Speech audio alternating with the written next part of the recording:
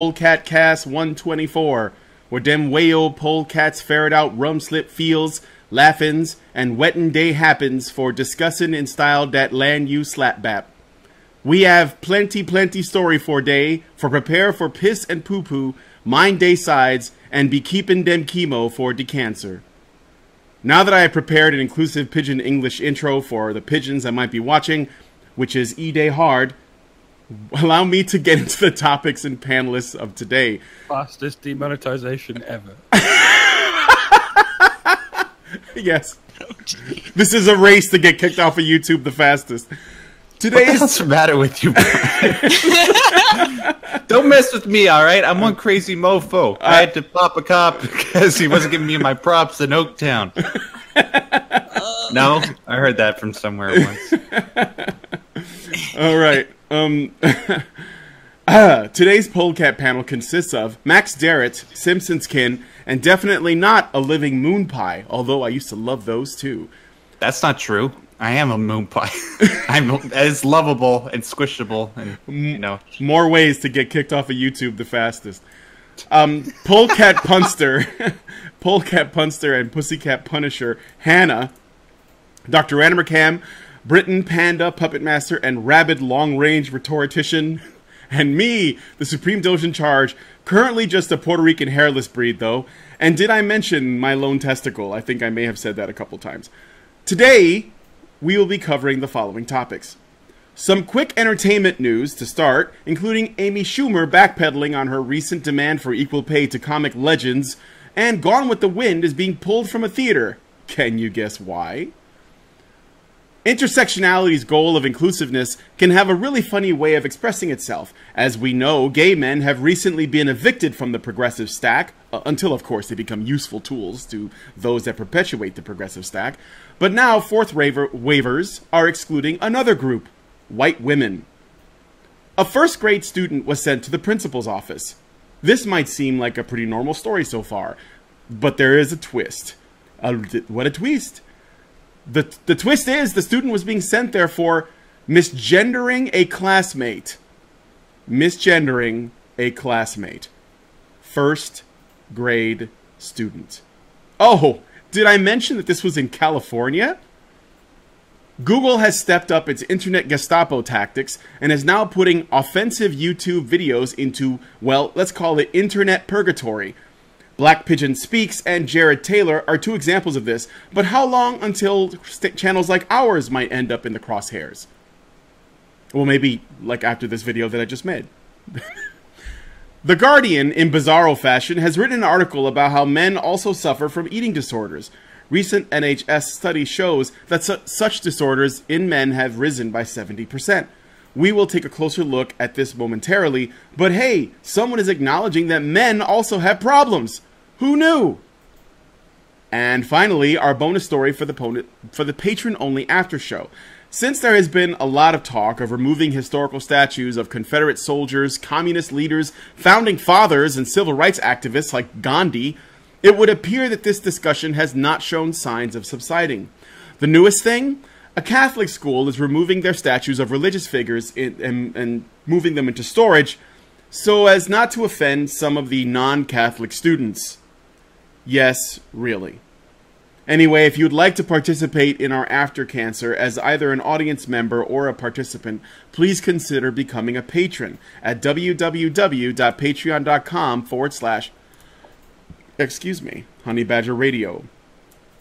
So, I guess we'll get into the stories unless anybody wants to say some stuff in Pidgin before we get started. Just in respect to the whole after cancer thing, it's like actual after cancer where we just get together and smoke a lot of weed, you know, just to calm down. Yeah, it's not. It's the weed is, as I understand it, it cures cancer and all kinds of other stuff. So it wouldn't be weed. It would be we're reading feminist articles basically and stuff that they've done. That's the fastest route in my experience. Well, I mean, with both circumstances, you find yourself laughing equally as much. At least, you know, in my experience. Laughing on the outside, but crying on the inside. No, okay. Laughing on both.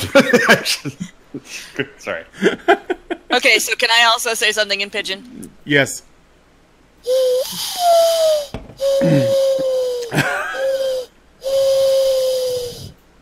That's offensive. Okay. That kind of language. That's the way the ones around here talk. I hear them every morning. That kind of language would get us thrown in the brig. I don't know. Okay. Do people even throw people in the brig anymore? Okay, if the people that were offended by like the quote, like the supposed racism at the opening, they're gonna, like all the other kin, are gonna descend on this video and flag us now for that. Hannah, thanks so much. All right, let's get into the first story. Before I hand it off to Max, which is what I usually do, I want to go through these short little entertainment sort of news stories that are brief, but I thought, worthy of mention. So, Amy Schumer insisted Netflix to pay her closer to what Chris Rock or Dave Chappelle make because wage gap, and a theater cancels their Gone with the Wind screening because racism. Just like her newer comedy routines, Amy Schumer also likes bringing up her vagina in business dealings. Shortly after signing a deal with Netflix, stories began to break about the $20 million Chappelle and Chris Rock pulled for similar gigs. Schumer, reportedly paid only $11 million for her gig, went to the company and demanded something closer to equal pay for equal work. Although Schumer admits to using the salaries of Chappelle and Rock as a bargaining chip, she says she doesn't expect the same pay.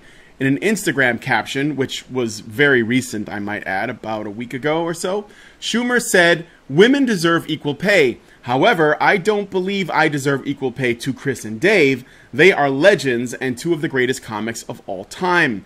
Way to backpedal, Amy Schumer. In other SJWs attempting to meddle with the entertainment market news, Gone with the Wind is now gone from the Orpheum Theater in Memphis, Tennessee. According to MSN, Gone with the Wind, which won 8 Academy Awards, features life on a southern plantation during the Civil War and Reconstruction periods. Over the years, the subject matter has proven to be quite divisive for perpetuating a sympathetic view of the South during this time. The Orpheum's Facebook page has comments claiming the film is racist and a tribute to white supremacy, which they've responded to by pulling the film. Oh, man. Anybody have any comments on either of those two little stories? Okay, well, first of all, I want to... Sorry, do you want to go first, Anna? I just want to say Amy Schumer needs to shut the fuck up about equal treatment until she does 3 months in jail and has a shitload of angry feminists show up on her street with guns that can shoot through brick and mortar to protest her early release.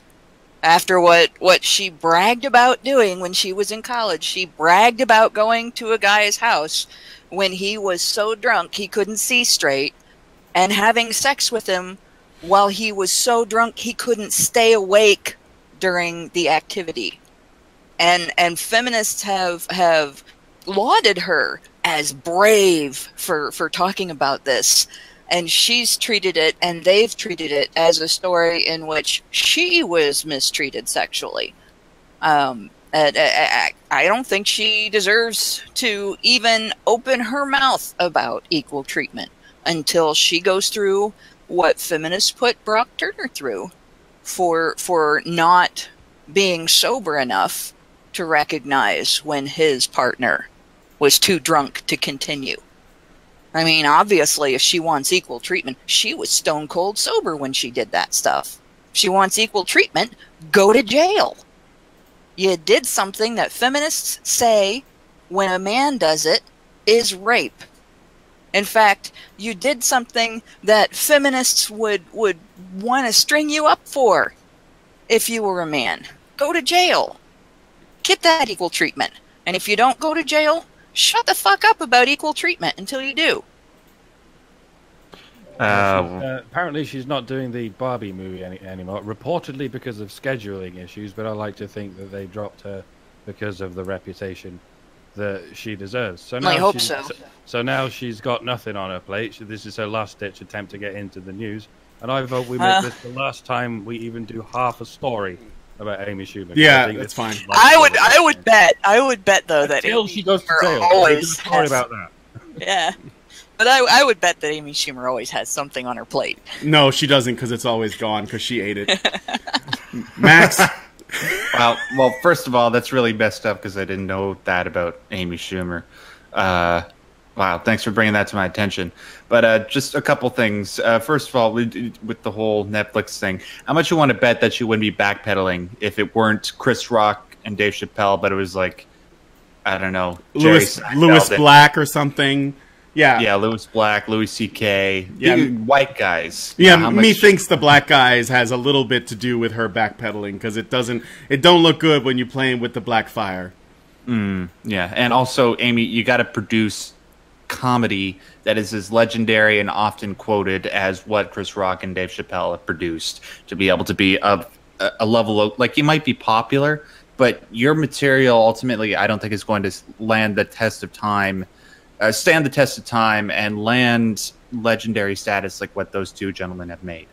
And as far as Gone with the Wind goes, look, are we just going to start taking like history books out of classrooms, or like stop showing historical documents in the forms of films or books, fiction, just because it happens to demonstrate some really, really aged attitudes? Look, Gone with the Wind, despite the fact that some of its material is very much something that is a product of its time, was made back in 1939, it's still one of the most important pieces of American filmmaking that has ever been around. Not just for the fact that it's garnered, I think it's the highest grossing film of all time when adjusted for inflation. But it's also just a magnificent film. All the performances, the writing, when you put aside the social commentary involving them being in the South at that time, it's something that everybody should experience. It's an epic film. Why do you need to take this away from people? Anyways, sorry, I know Hannah's jumping in. I'm going to point something out about. I was going to say I'm going to point something out about Gone with the Wind, and this is the same thing that happened with Huck Finn. It has some truths in it with which the progressive left is uncomfortable. After the Civil War, after emancipation, there were people who were slaves before the Emancipation Proclamation who stayed with their masters after the war. There were people who were loyal to their masters after the war. And then there were people who were like, they had been so broken and infantilized, I don't know how else to put it, they really didn't know where else to go. And so there were people who stayed. There were people who felt like they would be leaving their families. And then there were people who just didn't know what to do. And this is something that is portrayed in the film. And some of the people who stayed. People who stayed with people who treated them like dirt. And it was a reality. And it doesn't justify slavery in any way, shape, or form. No, that's just the backdrop of the movie. Right. That's all it is. But rather than have that nuanced discussion of when you do something like this to people, any people, this is one of the results that you get people. You cause people to be unable to take care of themselves. You create a self-fulfilling prophecy. And I'm sure part of the reason they don't want to talk about that is because they're doing it to people today with welfare, and they're creating a class of people, all races, all sexual identities, everything, but a class of people who cannot comprehend how to take care of themselves. So they certainly don't want people recognizing that can happen. I mean, it's not just a matter of this is racist and we're going to get rid of it. Yeah, there were stereotypes. There were definite stereotypes in that movie. But there were also some hard truths that people really are uncomfortable confronting. Just like with Huck Finn, people are really uncomfortable looking at the manifestation of racism in Huck Finn having to portray it in order to save his friend's life, in order to get his friend out of a bad situation. He had to act like all the other racist white people around him. And there are people who misinterpret that as, well, he didn't care any more than the rest of them did.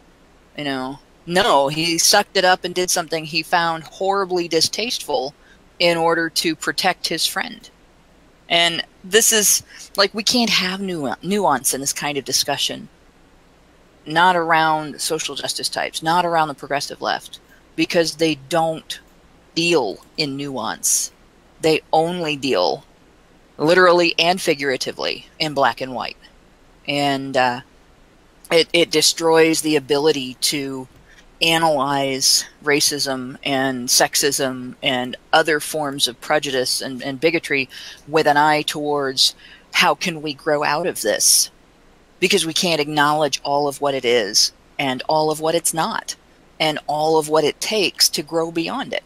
Yes, use the movie, perfectly said, Hannah. Use the movie as a way to demonstrate to people, hey, this is how things were normalized back then. Let's not do that again. Yeah, for the worst offenders within the movie. And there's also stuff from it that is probably worthy of emulation or reverence, like, how it was shot, how it was acted. Like the rest of the fucking movie. Yeah, exactly. Like, the irony is, Hattie McDowell, who is a black actress that plays the, she's sort of like the house servant or whatever. She won an Oscar for this film. The first black actress to win an Oscar was for this movie. So it's like, there's also, a lot of good that you could even get out of it if you were going to, like, play this identity politics game. Gone with the Wind is my mother's favorite movie. I've never seen it, to be honest. It just seems like it's long as fuck. But as I understand it, the actual central storyline of Gone with the Wind revolves around Scarlett and the kind of person that she is, and it's got one of the best endings ever, so I think that the thing they're missing is, as to Hannah's point, is the plantation south is simply the backdrop for the story, but what it's really about is, probably could have been put into any kind of setting and you would be able to get the same effect. Well, there's probably another reason why progressives don't like this movie. Like, Scarlett O'Hara is no role model. No. Okay? She's an abusive, lying, thieving, cheating cunt. And, I always saw the movie as the poignant story of a psychologically abused man developing an understanding that the abuse would never end and finally escaping the relationship with his kid. Yeah. Like, you watch the evolution of Rhett Butler's relationship with Scarlett O'Hara, and you think, God, what the hell is this guy putting up with this cunt for? Like, he was the hot guy in the movie, right? He could have gotten with any woman, and he went after the bitch. When he finally realizes, no, she's always gonna be a bitch, and leaves, I'm like sitting there. I hated the story. Okay, it's not my kind of story, but at the end, I'm sitting there going, yes, you tell her, fuck off. Yeah. But yeah, no, there's lesson in that regarding women's character and what it can lead to, and you sympathize with the guy. She's not a sympathetic character. She's a character that, like, women who sympathize with her as a character, women who like, oh yeah, Scarlett O'Hara is a strong, independent woman, those are the ones to avoid. What? I've oh my God, I've had that thrown at me, and I'm like, really? She wore curtains to go beg for money. Come on, tell me she's independent. But yeah, there are women out there that idolize this, oh, she always finds a way to get back on her feet. No, she doesn't. She always finds somebody to help her get back on her feet.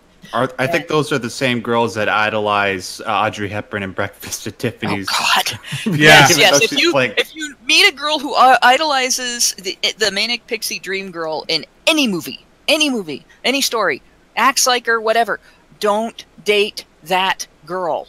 Ever. Yep. Don't I learned it the hard way. if you can help it. Don't even be alone with her if you can help it. Never ever date the Manic Pixie Dream Girl. Never date the Scarlett O'Hara. Never, the ball busting beggar, because that's crazy. And that's probably another reason why they don't like this movie, because it does portray a woman.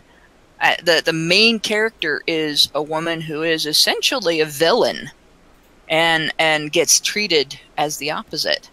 And it takes the entire movie for the man who loves her to figure out that's what she is, and he's better off without her. And a man figures out he's better off without her. You know, it's like the antithesis of what feminists want people to think today with respect to women and women's behavior. Yeah. One thing I want to say about... So I just wanted... That was the piece I wanted to say about Gone with the Wind. The other thing I wanted to say about Amy Schumer, I'm going to go back to that for a second. This isn't really so much about her specifically, because I'm with Mike. I'd rather not talk about Amy Schumer anymore, but I think that this had to be mentioned. What is it with people who already make millions of dollars complaining that they're not making enough millions of dollars, and they're looking at other people's millions of dollars and saying, I want as many millions of dollars as that guy has? Can we all agree that getting only $11 million isn't really something I'm going to cry tears for? Yeah, whatever she's turning down for $11 million, I'll do it. Yeah, right. I could use it. So I'm going to move away from that. Oh, and here's a picture of a topless Amy holding a hot dog for those of you guys who are watching. Now you cannot unsee. So let's get into the first story. Story. Why would you do that, Brian? Because I'm trying to get us kicked off of YouTube forever. No, she's not naked. So now we She's know not- Amy she's not likes naked. wieners. Oh, you know she loves them. That's her whole bit. She likes dick and her vagina. Vagina. So I'm gonna go ahead and actually, Max. Wait, did your story get in here? I should have put it. Yeah, in. it did. It's I don't know. Yeah, on no, Patreon. go ahead. Yeah. You're next. All right, so let's move on, ladies and gentlemen, from Amy Schumer's vagina. So, guys, remember that Hilary Swank movie from 10 years ago? No, not $1 Million Baby or Boys Don't Cry, which was, I think, 20 years ago. It was the one about a teacher trying to heal race divisions between students in California. There's so many of those. I'm serious. Wasn't one like okay? Did you say who was it that was in that? Hilary Swank. Hilary Swank, yeah. Oh yeah. I mean, because Michelle Pfeiffer had one, and then there was the Stand By Me, I think, with what's his name from fucking Star Trek. Not Star Trek. It was one of those science fiction shows, though. The Hispanic Edward James Olmos, and then there was the Substitute. I think that was my favorite. but go ahead. Pay it forward, yeah. No, the one I'm talking about is called Freedom Writers. Yeah, nobody remembers that. Well, apparently there was a part in the movie where a black student says straight to the teacher, played by Hilary Swank, that she hates white people. And one writer over at whereyourvoicemag.com thinks that's a factual, honorable way to act. In an article titled Intersectionality Ain't for White Women, to which all non-feminist women like Hannah replied no fucking shit, writer Cameron Glover quotes the following line from the movie. Quote, "White people always wanting their respect like they deserve it for free. See, I hate white people. I know what you can do. Except for because they can and they can. Because they're white. So I hate white people on sight." I don't know if they actually spoke like that. But, you know, that's probably how they wrote it. But yeah. In response to this, Cameron writes the following, quote, Eva's dialogue, Eva's the woman, not the woman, the person, man or woman that's speaking to Hilary Swank. Eva's dialogue reminds me so much of the pain that, what the fuck is this? By people of color, maybe? Like bisexual people of color. See, I'm looking at an acronym, ladies and gentlemen. You can't see this in my write-up, but it's BIPOC. That's the acronym, and that's the acronym that was included in Cameron's article on this website. I'm assuming that means bisexual people of color, or biracial, maybe. I don't know. I bet. Well, it could be biracial, but then why would you need biracial people of color? I'm confused. I thought POCs only applied to people who were non-white. They're just non-white. And if you mix with whites, you're actually officially non-white. Because I don't know if you noticed. I just want to throw this out there. I know Max is still reading his write-up, but I've noticed that some of the angriest social justice warriors that are that have, like, you know, black in them or whatever, they tend to be mixed. They tend to be half white, half black, and so angry at their white side. What was that? I think the I is indigenous. It's black indigenous people of color. Oh, perhaps. Oh, Indigenous Americans! We was kings and shit. The priest says, the Pope says, stand up! Okay, go ahead, Max. was Hannah about to say something, though? Oh, I was going to say, this is something that goes back a long time, and it actually, the idea that if you have, you know, what do they say, if you have a drop of non-white blood, you're not white, actually, that's been kind of adopted by the social justice end of the identity politics ideologues, actually stems from the way racists treated the descendants of people of various ethnicities in the past. So they're just carrying on a racist tradition. You know, you got a drop of black blood, you're black. You got a drop of Indian blood, you're Indian. You got a drop of you know, Native American blood, you're Native American, and so on. That's actually that's not necessarily something they should be proud of continuing. And as far as I'm concerned, I'm saying this from a standpoint of being one of the people that they would consider covered by intersectionality, simply because my family history is not all white, and so, you know, they'd consider me, if I started getting all social justicey and all that stuff and survived it, because my family would not deal well with that. But if I survived it, that would be the outlook. Well, yeah, you got a little bit of history there that makes you, you know, and there are things that came out of it that I probably could complain about, because there's things I don't know about my family history that I would really like to know. That the reason it's hard for me to find out that information is because of the prejudice they faced in history and everything. But that's the worst I've experienced, you know, out of it. It's so, like, I wouldn't claim to be a person covered by all of these beliefs they have with regard to intersectionality. But there are people with less minority family history than me that do. And they are doing it on the basis of a standard that has always been a racist standard. And in respect to that, I just want to mention right now that I'm 164th Pakistani, and stop lumping me in with the white supremacist capitalist patriarchy, right? Anyways, I don't. That's not actually true. Just moving on. Could have fooled me, Max. Could have fooled me. Hey man, apparently by the way that I speak, I can say some really ridiculous shit, and people actually believe me. I have some horror stories to tell you guys after the show.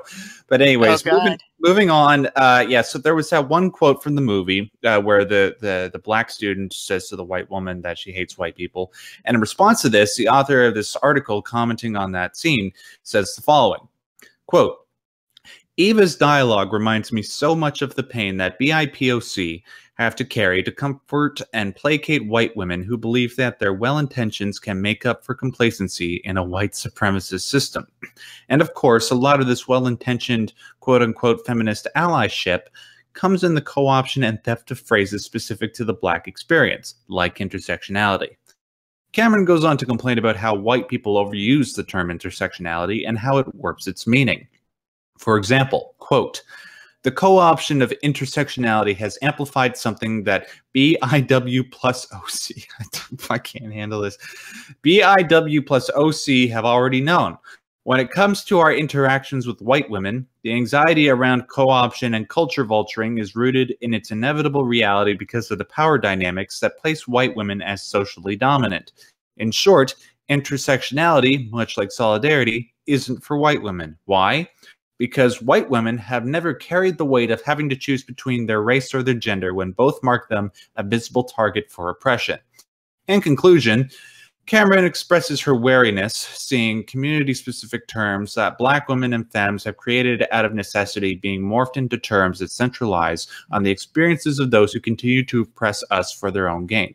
So white women, if you really want to stand in solidarity with black femmes and other BIPOC, how about you stop stealing our work and language? And I'd like to direct that question to Hannah, because I think she's the most guilty of all of us in this particular circumstance. Hannah, why do you like co-opting black phrases? Oh, there we go. Yes, I'm terribly guilty of co-opting black phrases. Guys, you have no idea. She's saying like racial epithets right before we go on the air every single Tuesday. It's the most offensive shit. She's like N-word this, N-word that. She's rapping. I just like, told him I was NWA. eating crackers. That's all, you know. Okay. Nah, I actually find it hilarious. It always seems like you find minorities who advocate progressive stack terminology and identity politics and feminist terms like intersectionality. Intersexuality sounds a lot more fun. Intersectionality. But like as they're doing this, and they'll start saying that white people don't face any hatred, white people don't face any prejudice or oppression and everything. Then they'll in the midst of all that, they almost always express a prejudice and hatred of white people. I hate white people, but nobody hates white people. You know, I think they don't deserve any consideration, but that's not oppressive or anything. You know, and it's like I don't really care what these people's opinions are. As far as I don't care if they hate, I don't care if that's their business. It's pitiful, and sad to think that somebody feels like they got to carry that around their whole lives. It's a rotten burden to put on yourself. But as in terms of hatred and in terms of prejudice and in terms of its impact on people's lives, like the biggest impact that's had has been in things like affirmative action and in preference in hiring and preference in college funding and stuff like that. And you end up in a situation where people who actually are of a low income and who are struggling to get the same education, struggling to find the same work, struggling to pay their bills, struggling to get through the same shitty life that everybody else is struggling to. All of a sudden, they don't have access to the same forms of assistance and funding some of that assistance, because some of it comes from the government, but they don't have access to the same forms of assistance because of their ethnic background, and with men because of their sex. And as far as I'm concerned, that is prejudice, and that is a form of discrimination, that is oppression, especially when you look at somebody and say, yeah, but there are rich people the same color as you, so you're not oppressed. Well, there are rich people of every color now. There are rich people from every background.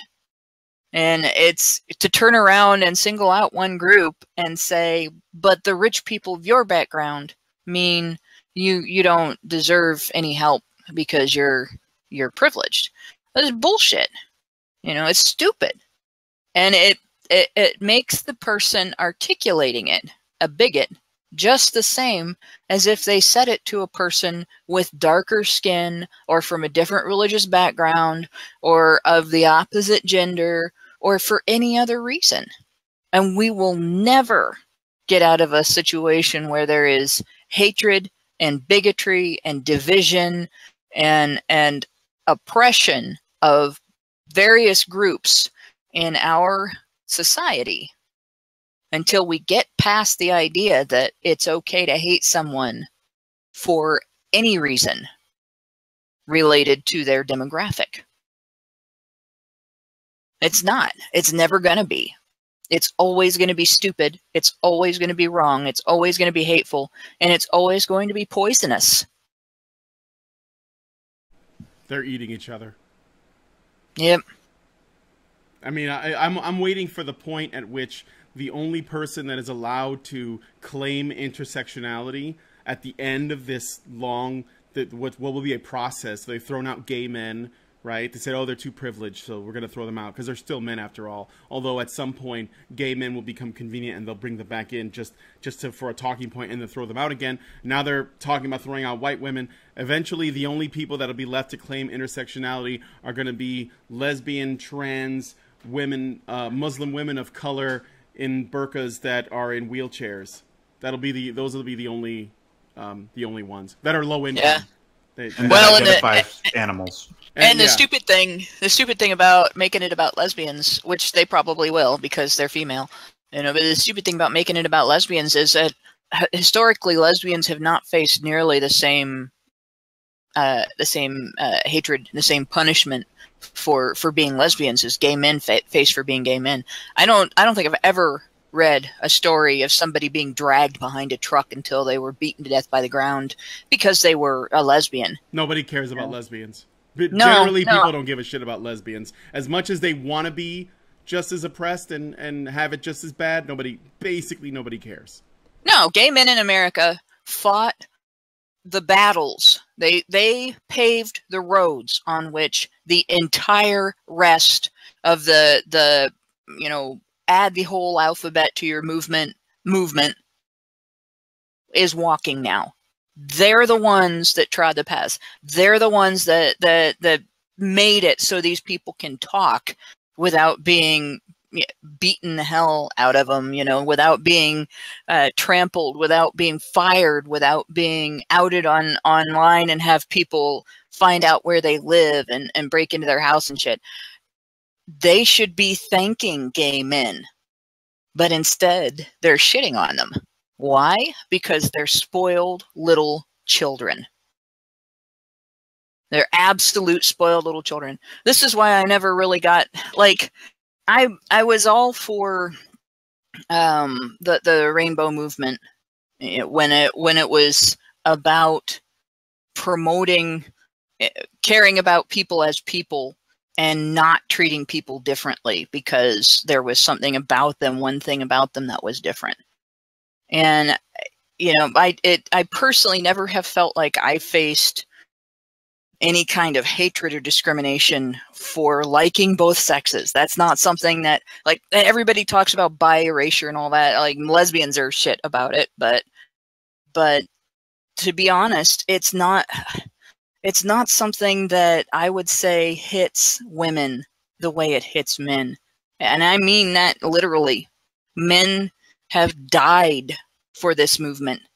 Men have sacrificed their jobs, they've sacrificed their family relationships, they've sacrificed their reputations in their community. They have sacrificed everything that we tell them as little boys makes you a man when you become an adult, in order to just get treated like human beings, even when people know that they are gay. For people to acknowledge that doesn't make them not human. And here we have this intersectionality brigade. You're not part of the movement anymore. You're not, you didn't do anything. It's all about us now. Like, fuck you guys. A bunch of babies. Grow up.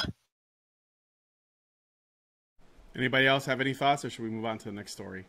It's like they wanted white people to understand, and so we listened, and then we started using their term. And it's like, oh no, you can't use our term. Well, what do you want? They don't know what they want. They want to be the most oppressed group, and this is the contest to be most oppressed. That's why, like I said, it's going to be disabled, Muslim, lesbian, trans person, zir of color, that's low income, and I'm sure there's some other stuff I can throw in there, with like low IQ and Down syndrome. That's what's going to be left. It's going to be autistic. They're going to completely lose the ability to organize anything. Yeah. And that's going to be the community that remains.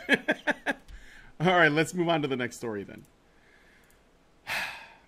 A first grader in California's Rockland Academy, that's Rockland, not Rockin', was grilled for intent after misgendering a fellow first grader earlier this week. Misgendering a first grader.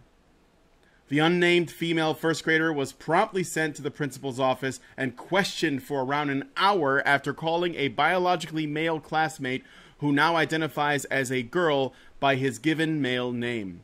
After it was clear that the mistake was an honest one and the girl had no intention on bullying the other student, she was not punished or reprimanded. Whew, well, that was a close call. But according to the child's mother, she did return home distraught by the ordeal, enough so that the mother wrote a letter to the school. In the letter, the mother states, "I stress over and over with the principal that I am all for protecting the rights of transgender children, but my children have rights as well. It makes me sad that my daughter felt like she was being punished for trying to be kind to the kid." According to the mother, the school responded that whenever there is a pronoun mishap, the school must investigate. Are you fucking kidding me? What, the kid is 6 years old and he's saying, the dude is saying that he's a girl? Yes. Is that what? Okay. Yeah. So how are we not questioning this? Okay. I don't know where to begin with this. Why aren't we questioning whether or not the... Okay, first of all, I can guarantee you that the parents of this poor little boy are the ones that are feeding this sort of thing into his brain, because I don't think any kid of that age would be clear-minded enough to be able to decide for himself whether or not he's a man or a woman, or, you know, boy or girl. So why the hell? Well, this did take place in California, so exactly. Oh yeah, and the school probably is in a situation because of the law. I think they have that. They passed the Canada law. You know, you can't misgender someone with their pronouns and all that crap. But you're right about the age thing. Like, my first little girlfriend wanted to be a boy. And she told everybody she wanted to be a boy. And she actually moved to California. She moved away. And, I got a letter from her when I was, I think, in the 8th grade. She had 4 boyfriends and was the girliest little girl you ever saw. So apparently that wasn't a permanent thing for her either. And I think it's rotten what happened to the kid that went to the principal's office. And it's something that it's a rotten thing to have to learn at that age, that basically this child just learned about false accusations and the use of false accusations of harassment as a tool of bullying and harassment. But I think the greater evil here is what is being done to the child who identifies as transgender at that age. Not only is the kid being... This is basically being imposed as a permanent decision on somebody who is at an age of potentially still believing in the Tooth Fairy and Santa Claus, and not having the wherewithal to decide to have dinner before ice cream. Making that kind of a decision, that degree of a decision, that's a big-ass decision to make. And it's not something that, like, the parents should be like, well, you take the reins on this, and we're just going to let you guide us entirely. And the other end of it is the snowflakery of it. I have to be offended now. This child has been taught to take everything personally. And to the first response he should have is not just take it personally, but go tell an adult and make a big thing of it. This is going to alienate the other kids from this child for the rest of his school career. And if he goes on to be genuinely transgender, if he goes on and it turns out this is a permanent thing for him, and he becomes female, and he actually doesn't change his mind, which at that age, it's actually unusual for a kid to really solidify something like this. It's not going to help. When He's I was not, 6, you know. when I was 6, I thought I was Superman. When I was 6, I wanted to be my grandmother. Obviously, that's not possible. My grandmother's my grandmother, and I'm me. And my career choices, if I'd have made my career choices when I was 6, I would be doing entirely different things than I'm doing now. Entirely different things than I went to school for, actually. So the thing that really bothers me about this, though, and this from a standpoint of my parents picked the neighborhood I grew up in because I would get picked on there. My brother would get picked on there by bullies, and we would have to defend ourselves. And we would learn to stand up for ourselves. We would learn to play rough. We would learn to use our imaginations. We would learn to climb trees and tell people our boundaries and enforce them, and not to stand across the street from each other when we're mad at our friends and go, "You can't play in our yard anymore, and we're telling our mommy because you're mean."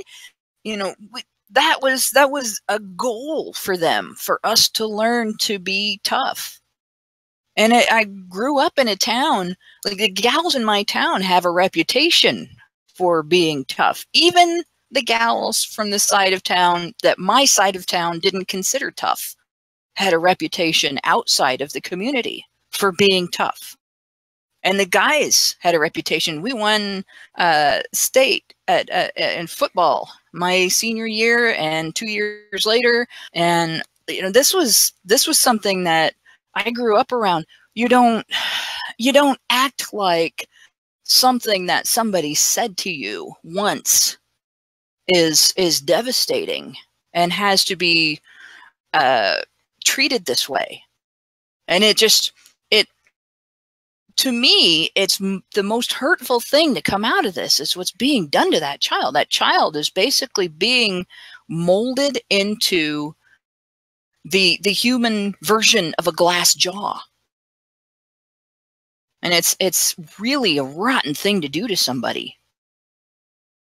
For the record, I just want to say that I don't doubt that there are kids, like if this kid is actually feeling some sort of gender dysphoria, I'm not completely ruling out that possibility. I'm sure there are kids that are 6 years old and they feel like they can't possibly articulate it at that age, but they feel somewhere deep down that something's not right. Right. But when it comes to a situation where, you know, you're a 6-year-old and you're coming up with the most vivid things, that is some of the stuff that you wouldn't imagine a 6-year-old be able to come up with. Like, there's been stories about kids sort of validating, I can't remember what it was something that happened like 20 years ago, where kids were coming up with these really crazy stories about underground satanic witch cults that abuse children or something like that. And kids were validating that. Daycare kids. And there were psychologists that were asking leading questions and getting more and more of them to talk about it. And it all turned out to be false. Right, exactly. And that's why I want to know, like, I want to know who the parents are in this particular situation, what their political leanings are, and, you know, whether or not either of them identify on the gender binary, right? Because I fail to see how the developed mind of a 6-year-old would be able to comprehend something as complicated as this. Well, there's something else about this too, and this kind of pisses me off too. We have fought as a society for like the last 100 years to evolve our gender roles, right? And this is something like feminists do acknowledge that men's rights activists talk about gender roles. They don't acknowledge the way we talk about gender roles, but they do acknowledge that we talk about gender roles. And feminist solutions to this is to feminize men. They like I've had them throw that at me repeatedly. The reality is treating people like they're invalidated by being gender atypical is wrong. You know, like you're not an invalid person of your sex because you don't exhibit all of the stereotypical traits of your sex. That doesn't make you trans. And I think it gets imposed more on the male half of humanity than on the female half of humanity. We have a lot more leeway in our behavior being gender atypical. And like gender atypical men get really shit on. And I think that might be part of the contributing factors here. It may be that there are people treating a gender atypical little boy as if he must identify as a girl because he's gender atypical, which is also unfair. He can be gender atypical and be a boy. And that's what he should be. He should be hearing that. He should be hearing that it doesn't invalidate his sex. It doesn't invalidate him as a person to identify as a boy and not be what everybody stereotypically thinks a boy looks like. But instead, they're using it as a political battering ram. It's interesting how these are the same kinds of people that don't want gender put into boxes, but they put people into boxes, little kids into boxes, based on their behavior because it doesn't fit what they believe typical gendered behavior should look like. So if a boy doesn't act in whatever in their mind a boy is supposed to act like, whatever the man box, as it were, then they say, oh, this boy doesn't act like what I think boys should act like, so this boy's probably a girl.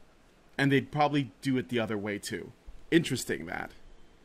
It's on a spectrum, yeah, but it's also in a box. I will say, what gets done the other way is not nearly as harsh. You have to really, really be gender atypical to get treated like you're not a legitimate girl.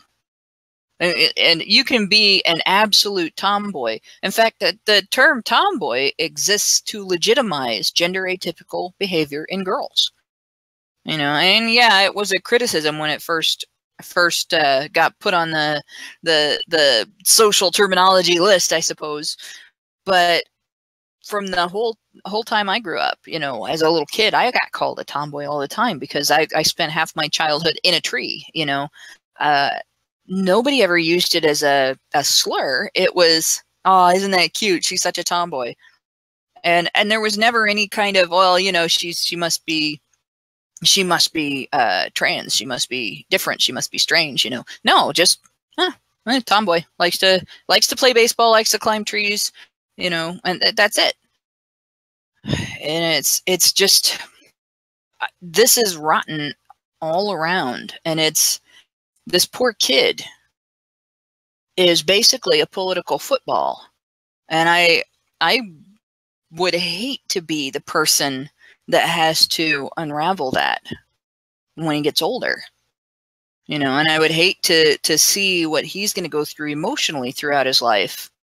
And I hope that as he gets older, he has somebody to support him in his basically his journey to mental health, because he's going to have one. And it's actually really sickening. I don't have any opposition in me to acknowledging if someone has gender dysphoria and to seeking the most effective way of bringing them to a situation of good mental health and having the same fulfillment of life as everyone else. But I think it's really rotten to impose that on a child when it may not necessarily be true. And I think this is a sick situation. And it is really, I think, a lot harder on boys than it is on girls in this. I don't think girls face nearly the degree of, if you're gender atypical, you must be identifying as the opposite sex, or there's something wrong with you, or depending on what prejudices the people have around them, you know, or you must be gay, you must be bi, whatever, when you're not. I don't think girls face that nearly as much as boys do. Yeah, no, I think that's right. I think it explains the 70-30 split when it comes to people who transition. 70% of people who transition are male to female, and 30% are female to male. And I think that there's probably a relationship there. So, at the risk of sounding totally ignorant, I know that there are, you know, there's a difference between transgenders and transgenders, but I think there's something to it. There's probably something there that we're not talking about or exploring. So. Mike? What I'd like to know, you know, in light of all this, if if at some point they're going to start reprimanding first graders for microaggressions, because if the pronoun shit is okay, then there's only a matter of time and opportunity before we're telling children not to ask other children where they're from or tell them they speak English well. It's bad enough that we do this to university students who are almost children at this point. When you think of what a microaggression even is, and then you think of how children talk and think. Children only understand macroaggressions or macro anything. Everything they say is like tactless and naive, well, childish. Children can't even wrap their heads around ordinary politeness. So to punish them for not falling in line with the, frankly, paranoid, schizophrenic hyper politeness they're coming up with in universities it's not going to go well. It's probably abusive. I mean, did you ever think this would happen? No. Gender studies department, like the horizon of your madness meeting with the horizon of childhood. You think it's healthy to punish children for what you call microaggressions? And what was it? Pronoun mishaps? Pronoun mishaps. You think it might be the sickest thing since the Spanish Inquisition? It's terrible. I will just say, to echo what Mike was just saying. Echo. Oh, sorry. That was a Freudian slip. My bad. But just in terms of microaggressions against children, can you imagine? Like, there were actually kids that started to learn some sort of power dynamics from that. Like, imagine like a white kid goes up to a black kid, and the white kid's like, "Hey, you want to play blocks?" And the black kid is like, "Wait, why do you ask me if I want to play blocks? Why didn't you ask me if I want to play Monopoly? You don't think I'm smart enough to play Monopoly? Are you a race realist? Huh? I'm going to tell the teacher on you. Miss Adams." I could see that. Although the only way a black child of the same age would respond that way is if his parents trained him to do that. Because I think that children in general, they don't respond negatively to straightforward questions. They only do so to what is, overt bullying, basically. Yeah. So, but then again, if we do see that, because one other thing I had considered is in this story, I wondered if it was possible that the misgendering of this child wasn't something the child actually responded to, but maybe something a teacher or authority figure that worked at the school overheard and decided to respond to on their own. But no, I think I read in at least one story that the child went and told a teacher. The child did go and tell a teacher. But I'm guessing that, there is probably, because they supposedly take it so seriously, there are probably teachers who are paying attention and trying to stay aware of when these things happen. Stuff like this, or kids that eat their Pop-Tarts in the shape of guns, or kids that hug their teachers, or say they think their teachers are pretty, or whatever it is they need to, get rid of a student, usually a male one, for doing. So if we are going, if they do start to introduce microaggressions, which I totally see doing, because they're not only doing it in colleges, but they're doing it in high schools now, I could see that the only way it would work, if they really wanted to implement it and actually essentially become micromanagers of the highest order, they would have to have teachers listening for microaggressions among students, because 6-year-olds won't know what microaggressions are unless either the the institution searches them out, like the fucking Gestapo or the KGB. They're wiring the kids, or the parents teach the kids to basically get offended at everything. Well, there's another possibility there, and that is the institution teaching the kids to be offended at everything. And that can take the same form that this is something that happens with little kids that has. It's come out like Max pointed out. This came out with the pedo scare of I think it was the 70s and 80s when this happened, with the whole satanic cult, and the family that happened to first in the United States, their whole lives were wrecked forever, pretty much. And I think that it also happened to a family in Canada, but. One of the things that happens with little kids, it's smart to teach kids. You have personal boundaries. These areas are private. Other people are not to touch them, without, and you should tell somebody if you're uncomfortable. That's okay. That's important. Your kids should know to set boundaries, and your kids should know to stand up for themselves, and they should know when to go for help and stuff like that. But if you overemphasize it, there might be a boogeyman in your closet. Make sure you call for mom and dad if that boogeyman sticks his head out of your closet. Make sure that you're watching out for that boogeyman. Don't be afraid of the boogeyman. The boogeyman can't do anything to you because mom and dad's here. Eventually, a kid's going to see a boogeyman everywhere. Every closet, every building that he visits, there's going to be a boogeyman in there. Mom and dad's going to have to go kill it. And that's what happens with overemphasizing as opposed to just regularly teaching kids, you have rights and you need to stand up for yourself and you've got adults to protect you. If you're in a situation where standing up for yourself isn't enough power, that's good and important. But if they start overemphasizing that, all of a sudden, around every corner, there's a deliberate effort to infringe on that kid's rights. There's deliberate aggression against that kid around every corner. And I think that's what's going to happen in this situation. You start teaching kids about microaggressions at 6 years old, and in preschool at 4 years old, and so on. You start teaching them that they have to be watching out for microaggressions, and you have to start teaching them, if this happens to you or if that happens to you, it's a microaggression, and you should be offended and upset and snowflakey, and it should just ruin your whole day, and you got to feel bad about it and go tell an adult and ask for help and everything. It's going to cause kids to see microaggressions and everything, and they're going to be miserable. It's absolutely unhealthy. Absolutely.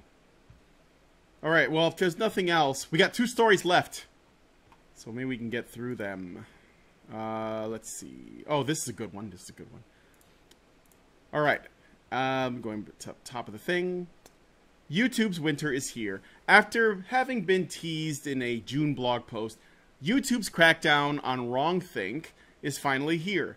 YouTube's limited state, as it's being called, takes videos deemed to break YouTube's terms of service and videos that don't break the terms of service but contain inflammatory, religious, or supremacist content. That's a quote from their actual statement. And it takes those videos and it quarantines them from the rest of the website. These videos are placed behind a warning which states, quote, "The following content has been identified by the YouTube community as inappropriate or offensive to some audiences," end quote. The user is then prompted to either continue to the video or back out. If one chooses to continue, the video will be played, but it will contain no comments section, no ability to like or dislike, no views counter, no way to share the video, no recommended videos, and no ability to embed the video on external websites. These videos are no longer able to be searched for on YouTube and are not able to be monetized by their creators.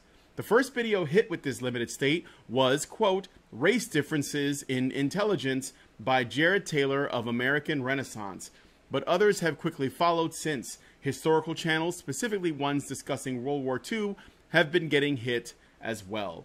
And one other thing I want to mention is one of the videos by Black Pigeon Speaks, which I've actually found to be quite interesting. I think it's titled "How Women Destroy Civilizations," which is way more inflammatory than the video's actual contents and totally worth watching. Was also hit by it for the same reasons. So that's what's going on with that. So, quick question. Like, I'll cede this to Hannah, but I just want to ask: is there anybody within all sort of kind of community, if you want to call it that, that we would know and that we watch regularly that has been hit by this? I'm not sure if there's anybody that we personally know in the alt-right community that's been hit by this. Or not just even in the alt-right community, because I don't even know who Jared Taylor is. Yeah. I never heard of that guy. Jared but Taylor I can tell is an you, alt-right guy. I mean, basically his video is a race realism video, which, again, I've seen a lot of people. Sam Harris talked about it. Gad Saad talked about it. Stefan Molyneux's talked about it. So this isn't limited to, like, crazy racist alt-right guys, which I'm not even sure Jared Taylor is. But it hasn't happened to them yet, as far as I know. What I can tell you is that there's a minister, and I had it on my screen, and my entire computer froze up.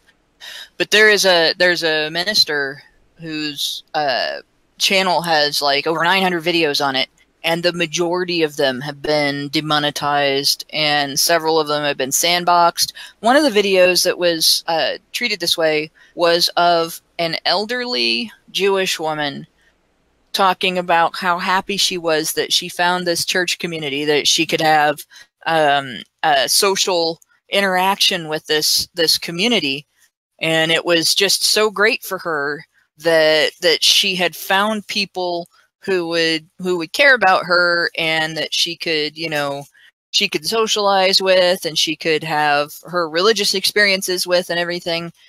That apparently was offensive. That was offensive enough that the video had to be treated this way. So it's not just, they're not just sandboxing over, like and they've left videos. There's been news stories. Actually, PJ Media had a news story up a while ago about the fact that they had left pedo videos, or no, that was Facebook that left pedo videos. YouTube left ISIS videos up, and ISIS recruiting videos up, and demonetized crap like this. You can search for ISIS beheading videos. Now, when you go to them, they do, you know, they say, you know, like, you before you proceed, you have to, you know, this has got violent content, but you can search for them. Yeah, you can find ISIS videos, absolutely.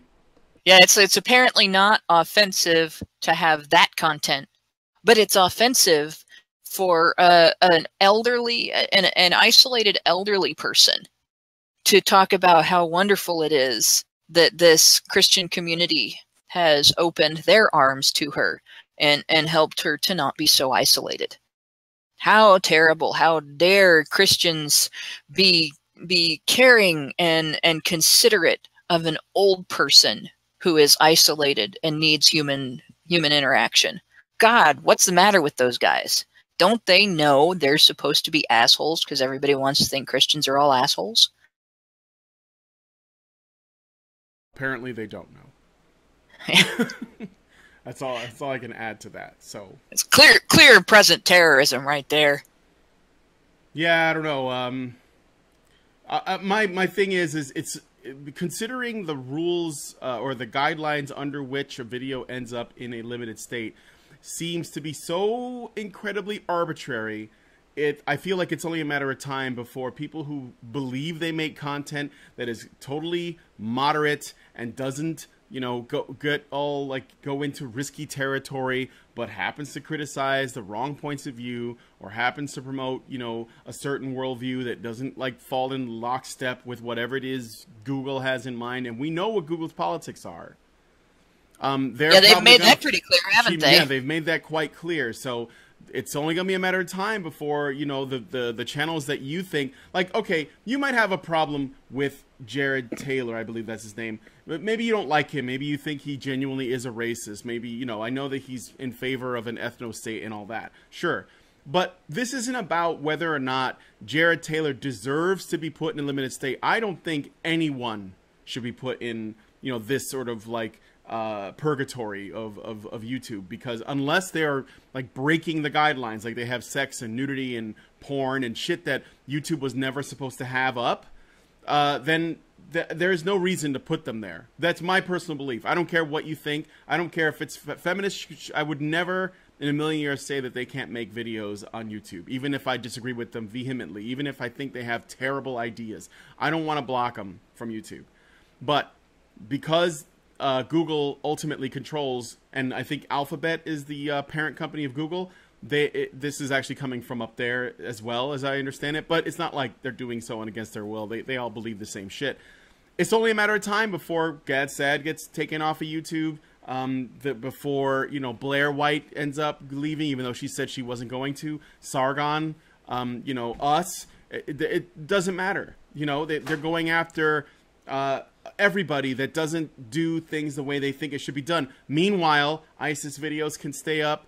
The Young Turks will be allowed to stay up, and if they don't actually go full on, like, you know, in the recommended section, because I think that there's a YouTube News. If you go, like, you know, if you break it up into sections, and the Young Turks is on there, you know, but you're not going to see any opposing views. Like, you're not going to find Daily Wire or, you know, whoever might be speaking for the other side. No. So just be aware that this problem is not going to be limited to the people that you guys dislike the most. It will affect most of us that don't fall in line. Otherwise, you know, if we're not making videos about fidget spinners, we're not going to be able to continue to make videos on YouTube. Eventually, it's going to hit us. It'll be interesting if they try to kick Sad off of YouTube, because knowing Gad's person, he'll just say that they kicked him off because Jewish. There you go. Yeah. AJ Wright had a very good point in the chat here I want to bring up. He says, if we're not allowed to have our wrong think in a digital environment, we'll just have to post it on streetlights and bus stops and make all the normal people get angry. Actually, we should be doing that anyway. This is something that Men's Rights Edmonton did, and they postered everywhere. This Dan Perrins from A Voice for Men, and I believe he was also part of Men's Rights Edmonton, postered. I've put stuff up in and out of my neighborhood that leads to various men's rights sites. There's a sticker that was one of the fellas that attended the KSU men gathering that Sage Gerard had a few years ago. He had brought a sticker that said, isn't it still domestic violence if she is committing the violence? And then had the A Voice for Men website listed on it. And I put that up all over the place. There are some stickers that I've put up that they've been there for years. They've been there for 3 years since the event. And I did put one up in Australia too. So when we were there. So I found a spot that had stickers already on it that were clearly anybody's allowed to put a sticker here, because there was just a variety of stickers and signs and stuff posted on it. And that's what you should be doing. You should be like, print stuff out on your computer, get stuff that's cheap. You know, you get to order free samples of stickers, order free samples of stickers that say men's rights things, and or talk about anti-censorship and stuff like that. Put them where you can tell or you can ascertain that it is not illegal to put them up. Don't break any laws to do this. It's not necessary to break the law to do this. And just see what happens. You may find that people vandalize them. You may find that people, you know, I've actually had people put up little, you know, notes and stuff right on, and you know, people have crossed off the word men and stuff, and people ripped down a lot of my stickers and so on. So it was kind of an interesting thing to see. So I would encourage people to do this: poster, sticker, put the information up, and yeah, it gets done by a lot of other groups. It gets done by people that have garage sales going on and everything, but people see it. People do respond to it. So, and if you do the same thing that Hannah's done, where people start to vandalize your posters, you know, you have social media, take a picture of it, post it around. Yeah. You've seen how people get viral tweets going around with thousands of retweets because somebody vandalized something that's really important. Yeah, yeah, and you can actually, non-humanitarian anti-feminism says you can actually buy sticker paper at copy stores. Michael Keller has a good point. It's not just not needed to break the law; it's also not wise. And I agree, it is not wise to break the law for a number of reasons. The first and foremost being, of course, you can get in trouble for it. It's also really rotten to if you're breaking the law to put something somewhere. It's called vandalism, and you're mistreating somebody else's property, and we don't want to do that. But then there's also the fact that it can have a negative impact rather than a positive one. If you vandalize a property to put a message up that you want people to adopt, you're doing something counterproductive. So I'll stress the don't break the law thing on that. Put them up where it's legal to put them up, and where it's accepted to put information up like this. But I would encourage as many people as possible to do this. And this is something probably Nick Redding would probably agree with me, because this is something that he did quite a bit, and he filmed, and he posted the results and everything. John the Other has done this as well. John the Other actually faced a bunch of angry feminists with box cutters because of his postering, and there was video of that. I don't know if it's still up or not, but there was video of that experience online, so it could be quite interesting. And people are putting up ideas already. You know, there's telephone poles. Telephone poles are a good one. Sometimes grocery stores in your neighborhood will have a bulletin board. You can advertise an area activity taking place. You can put a little thing up for a website there as well. You know, so there's all kinds of neat little places you can put things. Anti-feminist orgies. That's on the bulletin board. We call that Honey Badger Radio. Yes. Damn right. I bring the lube. Okay, go. It's party time. All right, so last story. And we could get this done by 6:30, which is great. Eating disorders like anorexia and bulimia have been mostly attributed to women.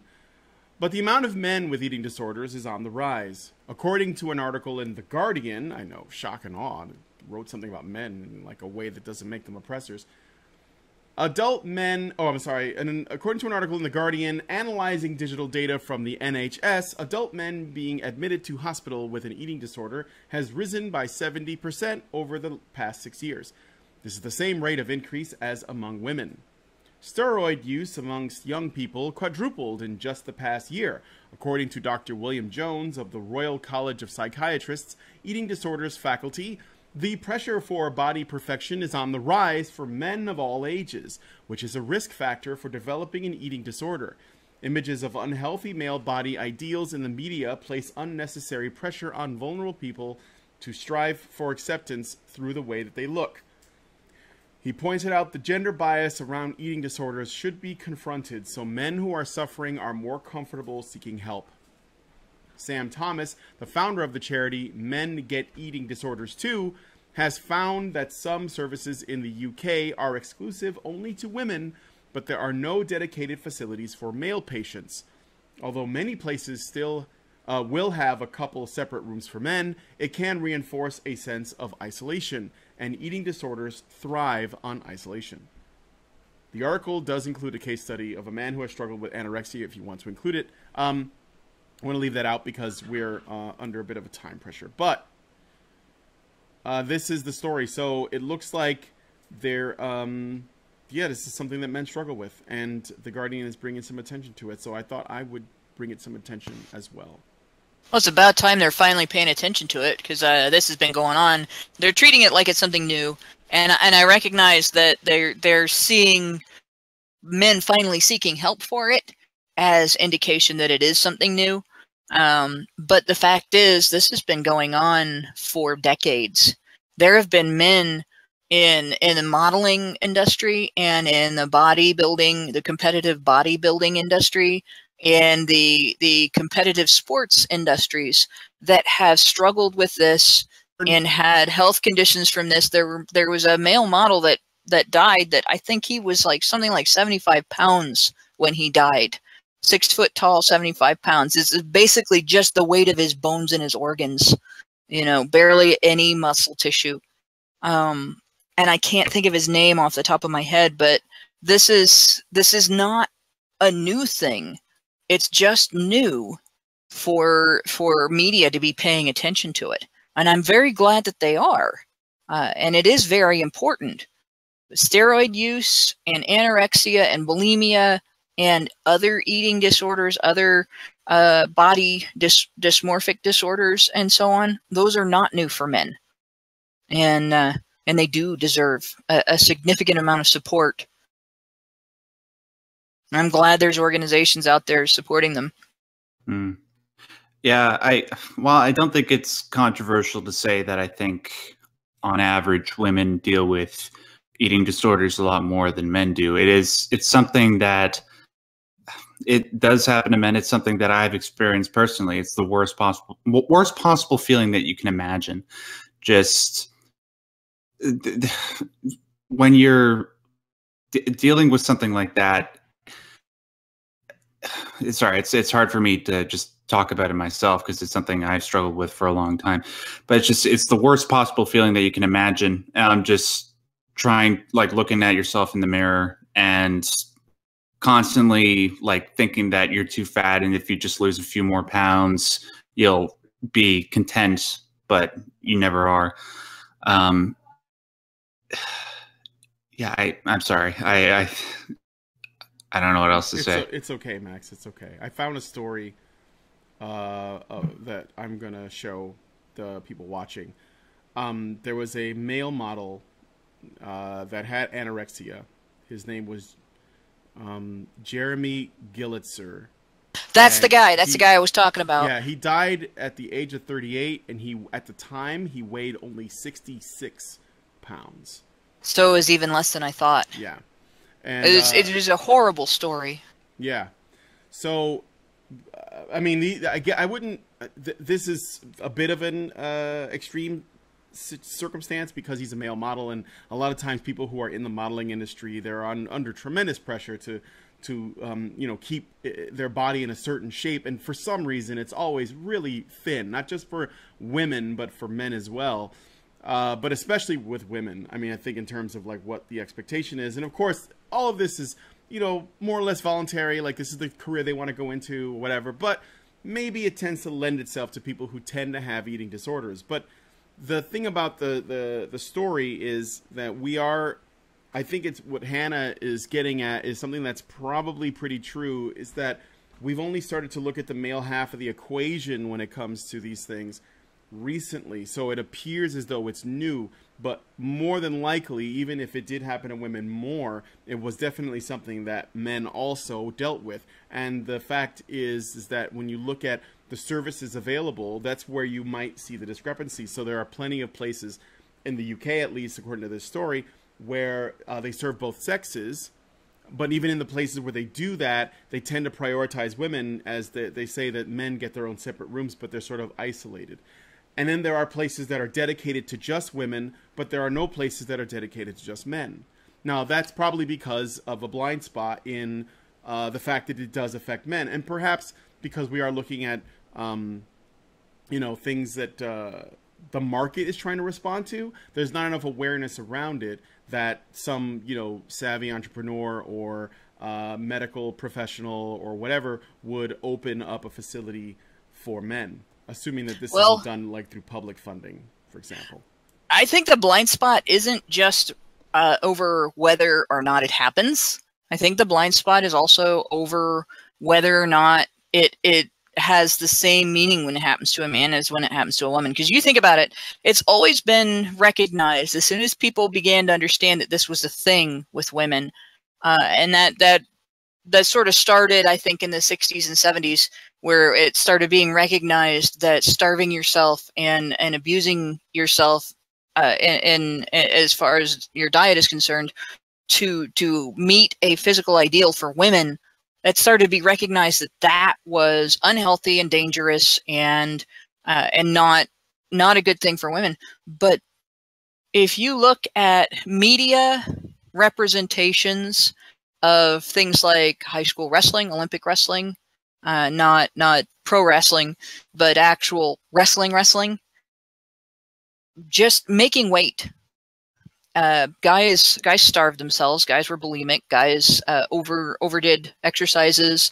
They would take diuretics. They would take laxatives and everything. You watch an old movie from the 80s, My Bodyguard, and you watch Matt Dillon, the character that Matt Dillon played. Oh yeah, starving himself into nosebleeds. I went to school with guys who were champion wrestlers in the lower weight classes who did that. I also went to school with a heavyweight who would eat an entire tray of school pizzas for lunch. But he was a heavyweight. And the guys that were in the lighter weight classes had these strict dietary requirements.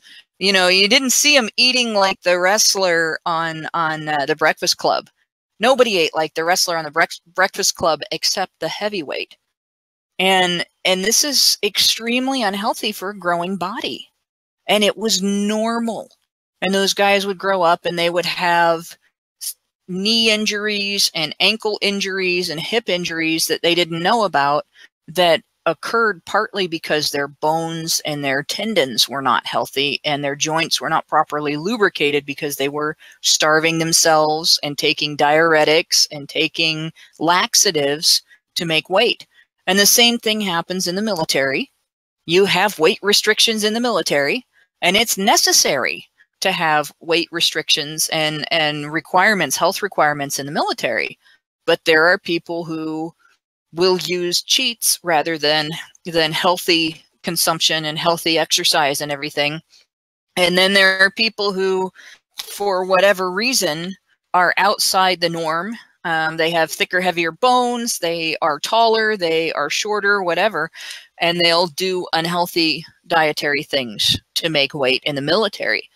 And so it's not just modeling, and it's not just like bodybuilding is another area that my brother was really into bodybuilding in high school and college, and he went through a period of very obvious anorexia. And I don't think anybody in the family would have thought of it as anorexia but me. And I looked at him when he was skinnier than I was.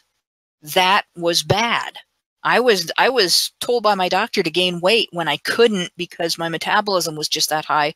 And my brother was skinnier than me, and he was, 2 inches taller than me, 3 inches taller than me. And I mean, that's unhealthy. This is not something new. And it's something I think that part of the reason it was not recognized was men are expected to sacrifice their health and their welfare and their comfort to meet their goals. And there's a healthy level of that, and then there's an unhealthy level of that. And society puts the unhealthy level of that on men. They don't even put the healthy level of that on women. They put the unhealthy level of that on men. Another thing is steroid addiction. There's a great documentary, if you have Netflix, but you can probably find it somewhere else. It's called Bigger, Stronger, Faster. And it's all about juicing and like the dangers of it, and these guys that are just hooked on it, and the kinds of crazy shit that happens to them. So, and I think that's another thing that men do, because they want to be stronger, they want to look better, they think it's, they think of it as a shortcut, or even just, it just helps out. Like you get older, your body starts to break down, and you want to like stay, able to essentially maintain your masculinity, or you want to, continue to look good, or you want to keep doing some kind of job that, relies on your athleticism. And so you juice. And so it's a good documentary for that. I would definitely check it out. It's called Bigger, Stronger, Faster. It came out in 2008. So if you're a young man and you're listening to this, don't think that it's just older guys that get addicted to steroids either. That's if you want to have a heart attack when you're 35 years old, you want to be on your way to bed and have an actual blowout in your heart from having a thin wall in one of the lobes of your heart, take steroids. If you want to die at 35, take steroids. And I I know somebody that this happened to, and this was it does damage to your whole body, and it can cause enlarged heart. It can cause all kinds of other terrible damage. But that one it's a time bomb. You don't know what's going to happen. You don't know you're having trouble until too late. You don't have a clue. And you don't have a chance. And it's not worth it. I don't care who's looking at you and how they're looking at you. That's not worth it. Don't even try them. Don't take something that alters your body chemistry without your doctor's careful guidance and your pharmacist looking over your doctor's shoulder. Just don't. Especially when you're that young. I just want to echo what everybody's been saying. I think it's really good that we bring attention to the fact that people develop eating disorders for more than just wanting to appear attractive to the rest of the world. Right, there's so many different reasons why somebody might want to do it. It's whether it's for career gain or whatever. And I also just thought it might be a good idea to propose like a potential social experiment. I doubt we have any actual practicing scientists watching the show. We might, but if you are one, maybe I want to propose like maybe we gather a bunch of men and women who have eating disorders. Hopefully, not too many. And then just get some equal amounts, and then ask them what it is that drove them towards doing, like, participating in this type of self-destructive behavior. I'd be really curious to see how the reasons sort of divvy up between the two genders. Would be interesting. I'd like to see something like that done. Maybe now that some people have started talking about this, maybe we can start like looking at the data in a more objective and less gender segregated kind of way, and then we can like learn more, because I think this could only be helpful if we did it, honestly, and with care, and not with identity politics. Just look at, this is just something that affects people. It's not good, and the more we know, the more data we have, I think the better we can, get a handle on it. So that would be interesting to see. Okay, so I guess that's basically it for our stories. I'm going to begin moving into the after show, unless somebody wanted to say something else. I heard someone. Yeah, I just wanted to point out, we had the charity that was mentioned earlier, eating disorders too. One step that we can take is to support charities like that. Yeah, so definitely. You got a few extra bucks that you're going to throw to a charity. That's a good one. Yep. It is called Men. Well, it's pretty straightforward, right? It's Men Get Eating Disorders Too. So just look that up. I have included, of course, in the show notes. You'll see that in the low bar. You can go to the sources for all the stories, and definitely check it out. There's also a case study in the original article for this of one man who struggled with anorexia. So you can look at that individual story and, yeah, be aware that this stuff, it affects men too. Crazy that. So I guess we're going to go ahead and wrap up the show. We're going to be moving into our after show. The article we're going to be looking at is this one. I'm just going to show you. It's called San Anselmo's San Domenico School Creates Stir by Removing Catholic Statues. And we're going to get into why that is in the story, but I get the feeling that it's related to other statue discussions that have been going on in the internet as well as the real world. So we'll see when we get into it. But I want to thank my co-hosts, Hannah, Mike, and Max, for joining us on the Polecat.